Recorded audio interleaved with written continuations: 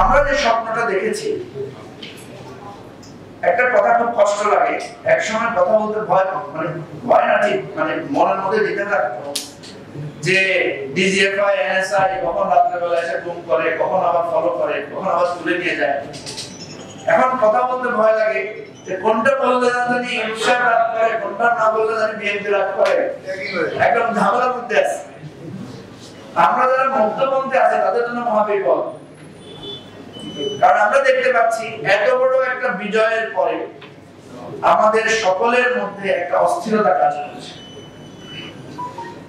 আমরা চেষ্টা করছি এই অস্থিরতাটা দূর করার জন্য, এবং এই অস্থিরতা যদি দূর করা না যায় তাহলে আমরা গণঅভ্যুত্থানের ফসলকে উৎপাদন করতে পারবো না। আজকের এই অনুষ্ঠানের যিনি প্রধান অতিথি আমির খসরু মাহমুদ চৌধুরী, ওনাকে আমি জিজ্ঞেস করছিলাম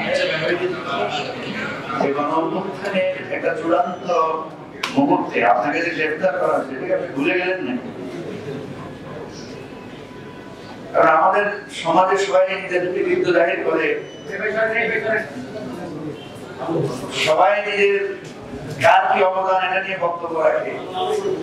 খসরুকে আমি কখনো দেখলাম না যে এই পরিস্থিতিতে কিভাবে তাকে গ্রেফতার করা হয়েছে, কিভাবে তাকে নিয়ে যাওয়া হয়েছে, সেই রাতগুলা, সেই দিনগুলো কেমন ছিল, এগুলো আমরা আজকে বুঝতে বসেছি। উনি বললেন যে নিজের কথা কি বলা যায়। জিবের সামনে আমি একদিন বলেছিলাম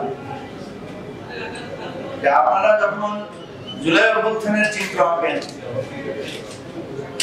নিঃসন্দেহে আবু সাঈদ মুগ্ধের চিত্র আসে, নিঃসন্দেহে ঢাকা বিশ্ববিদ্যালয়ের ছাত্রদের অভ্যুত্থানের চিত্র আসে, ঢাকা, চট্টগ্রাম, খুলনা, সিলেট যেখানে যেখানে ব্লাডশেড হয়েছে, নৃশংসতা হয়েছে সেগুলোর চিত্র আসে। এগুলো আমাদের মন, মগজ, মস্তিষ্কে ধারণ করে। কিন্তু জুলাই আগস্টের যে ট্র্যাজিক দিকটা ছিল, যে রাজনৈতিক নেতাদেরকে গ্রেফতার করা, তাদেরকে একটা নির্মম, তাদের পরিবারের উপরে যে নির্দয় নির্যাতন গুলো হয়েছে, সেগুলোর একটা চিত্র বা ভাষা কখনো দেখি না। কোন ছবিতে আমরা দেখি না যে আমির খসরু মাহমুদ চৌধুরী, নজরুল ইসলাম খান বা আপনার জামাতের যে সেক্রেটারি বা জামাতের নায়েবে আমির বা নুরুল নূর বা আমি, আমরা যারা সেই সময়ে একটা অনিশ্চিত জীবনে ছিলাম, আমাদের যখন গ্রেফতার করে নিয়ে যাওয়া হয়েছে, সত্যিকার অর্থে আমরা ভেবেছি যে আর কখনো আলোর মুখ আমরা দেখবো কিনা। একটা জিনিস দেখেন, বিএনপির ব্যাপারে বলা হয় যে বিএনপি গণঅভ্যুত্থানের সময় কোথায় ছিল, অথচ আমরা দেখি যে বিএনপি যখন বলেছে যে এটা ছাত্রদের আন্দোলন, সে কেন বলেছিল? যাতে ছাত্রদের আন্দোলনটাতে রং দিতে না পারে, রাজনৈতিক রং দিতে না পারে। অথচ আপনি দেখবেন তখন শেখ হাসিনা সবসময় বলেছে এটা বিএনপি জামাত, বিএনপি জামাতের আন্দোলন। কি বলেন, ঠিক না?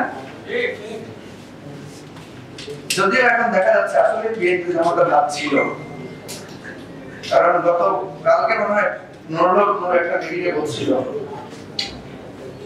যে বিএনপির নেতারা কিভাবে টাকা দিয়ে, অর্থ দিয়ে এই ছাত্র নেতাদের জন্য কিভাবে মোবাইল কিনে দিয়েছেন, কিভাবে ফ্যাসিলিটেট করেছেন। তাহলে এই যে রাজনৈতিক মার প্যাচ দিয়ে এত বড় একটা গণঅভ্যুত্থানকে নষ্ট করে দেয়া, এত বড় গণঅভ্যুত্থানের অঙ্গীকার, চেতনা, স্বপ্ন, বাস্তবতাকে ধ্বংস করে দেওয়ার কাজটা হচ্ছে। ছাত্ররা হয়তো তাদের বুঝ কম, তারা হয়তো সব তথ্য জানেও না। আমি বহু ছাত্র নেতাকে চিনি যারা আন্দোলনে সম্পৃক্ত হয়েছে শেষের দিকে এসেছে, যারা সম্পৃক্ত হয়েছে হয়তো একদম শেষ দিন। এই আন্দোলনে বহু ছবি দেখবেন তারা 5 আগস্টে রাজপথে নেমেছে। যাদেরকে আপনারা দেখেন রাজপথে নেমে এসেছে, এরা যখন শুনছে শেখ হাসিনা পালায় গেছে, তখন বহু লোক রাস্তায় নেমে এসেছে। এই কথাগুলো কেন বলছি আপনারা তো বলবেন, আপনারা আর কত এসব কথা বলবেন? বলতে চাই না সব কথা, কারণ এটা আমাদের কাজ না। আমি প্রফেসর ইউনূসকে যতটুকু পড়েছি, উনি আমার শিক্ষক, সরাসরি না, আমার বিশ্ববিদ্যালয়ের শিক্ষক, যতটুকু পড়েছি উনি এজ এ সিম্বল আমাদেরকে হেল্প করতে পারবেন। কিন্তু আমাদের যে ক্রাইসিস, এটা উনি খুব ভালো করে হ্যান্ডেল করতে আমার ধারণা উনি পারবেন না। এটা আমার উপরে কেউ রাগ করলেও কিছু করার নাই, এটা আমার স্পষ্ট আমার ধারণা। এখন আমাদের কাছে কোনো বিকল্প আছে কিনা? যদি বিকল্প না থাকে, দেখবেন আমাদের অনেক ড্রাইভার যারা আছে, এখানে যারা আছে তাদের ড্রাইভারের উপর অসন্তুষ্ট, কিন্তু ড্রাইভারকে ছাড়তে পারি না আমরা। কারণ আমার কাছে বিকল্প একটা ড্রাইভার খুঁজে পাবো না।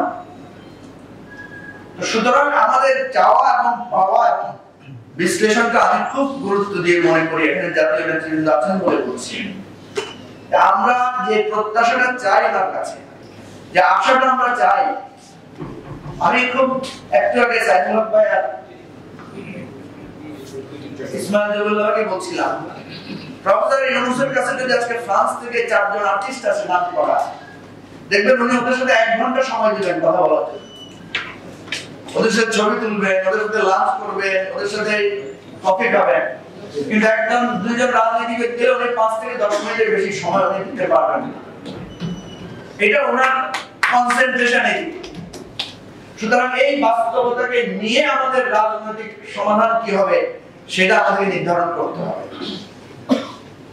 আপনারা তো ভাবছেন আমি এত কঠোর সমালোচনা করছি কেন? আমার এটাকে সমালোচনা হিসেবে নিলে সমালোচনা মনে হবে, আর উপলব্ধি হিসেবে যদি দেখেন তাহলে এটা উপলব্ধি। এটা প্রফেসর ইউনূসের সমালোচনা না, এটা প্রফেসর ইউনূস সম্পর্কে আমার এক ধরনের কনক্লুশন।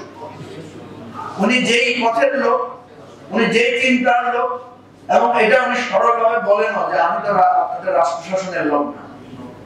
যাই হোক, আমাদের শিষ্য কাগজ, শিষ্য নিয়োগ এমন একটা সময়ের আমাদের দিগদর্শন ছিল, আমাদের জন্য তারা আমাদের পথ খুলে দিয়েছেন, আমাদেরকে সেই সময়ে আমাদের কণ্ঠ হয়ে কথা বলেছেন, আমাদের পক্ষ হয়ে ঢাল হয়ে নির্যাতন ভোগ করেছেন। আমরা তাদের জন্য শুধু সহানুভূতি দেখাতে পেরেছি, এর বেশি কিছু করতে পারিনি। দুর্ভাগ্যজনক হচ্ছে যখন রাষ্ট্র মুক্ত হয়েছে, যখন ফ্যাসিবাদ মুক্ত হয়েছে, তখনও তাদেরকে আবার লড়াই করতে হয়েছে, তাদেরকে অনুকম্পার দরখাস্ত নিয়ে যেতে হয়েছে।